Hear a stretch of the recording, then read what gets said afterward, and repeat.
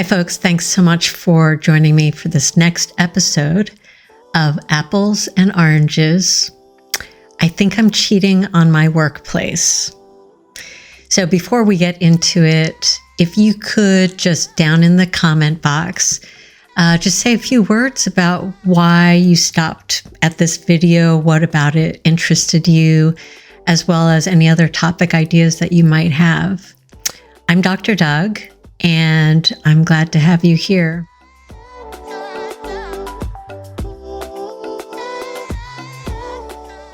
So today we're going to be applying the concept of infidelity, which normally is reserved for your personal romantic relationships. And we're going to be applying that to sort of the feelings and the relationship that you have with your workplace. So we are not talking today about cheating with a coworker or having an affair at work.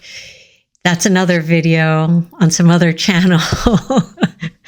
But today is talking about actually feeling like you are cheating on your actual job, your actual workplace. In order to sort of explore that, it would be nice to have a working definition of infidelity that maybe, sort of sets a starting ground for all of us. So when it comes to romantic relationships, whether that is in a monogamous relationship or a consensual non-monogamous relationship, and there is some agreement, whether it is implicit or explicit, and the expectation is that all of the members who are involved in that relationship will abide by that agreement or that contract regarding exclusivity. And the way that I've conceptualized it is 7. Yes, it's 7, not 3. I worked hard at this. 7 degrees as they sort of get deeper and deeper into the so-called infidelity. So the first one is what I call line of vision. So you sort of out of the corner of your metaphorical eye catch sight of another workplace that looks pretty darn attractive, and it can't help but catch your eye, and it might be a head turner, right? Usually it doesn't really go anywhere, right? Like you walk past attractive people all day long. Well, maybe not during the pandemic, but maybe more so nowadays. You walk past attractive people all the time. It doesn't mean that you're actually considering pursuing that person or imagining a life with them. So you can sort of appreciate beauty, appreciate some kind of attractive workplace without necessarily really giving it any serious or even any kind of second thoughts. The second degree is something that I call fantasy. It's sort of when you sort of advance to the level where you are imagining yourself in that setting. So you're imagining yourself at that workplace and sort of course, seeing all of the positive things like, oh, they probably feed their staff. They probably have really great benefits. That would be the place where I could really fulfill my potential. I bet all of the coworkers would be people that would be compatible with me. So it's sort of the fantasy stage where you don't necessarily actually know anything for real, but you're just sort of fantasizing about what it could be like if you were there. Number 3, I am calling dipping your toes.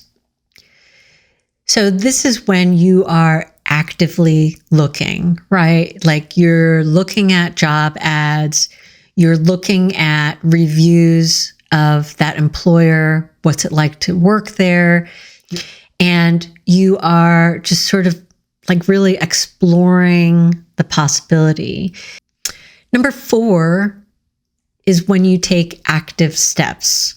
So this is when you actually start submitting your CV or your resume on the different job sites at the different HR departments.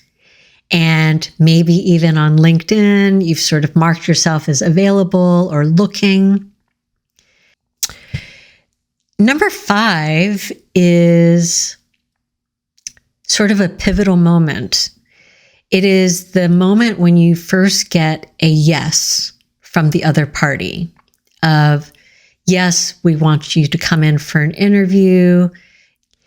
And this is the moment when you are deciding, like, am I really in this or not? Number 6 is when you say yes and you actually start to engage with the company. And that is, you've gone to the interview, you've met with the hiring manager, you are like interacting with the internal workings of that company. And then number 7 is you're all in. They've offered you a role and you have said yes. If you are entertaining another workplace, if you do have a wandering eye and find yourself being tempted by other opportunities, like, what is that telling you? But a lot of times when that happens, when you start to develop that wandering eye, it should be a signal to you that something is lacking for me in my current situation. So in this particular workplace that I'm in right now, something is not satisfying. And honestly, if you thought of that question, I think most of you would easily be able to answer that question of what is unsatisfying about the situation. The next question, I guess, that people don't often proceed to is, how much of that was due to my behavior or lack of behavior? I think that a lot of times we tend to easily externalize that blame, right? Like the culture of the company, something about my manager, something that is keeping me down, and it is preventing me from reaching my potential. It's preventing me from growing.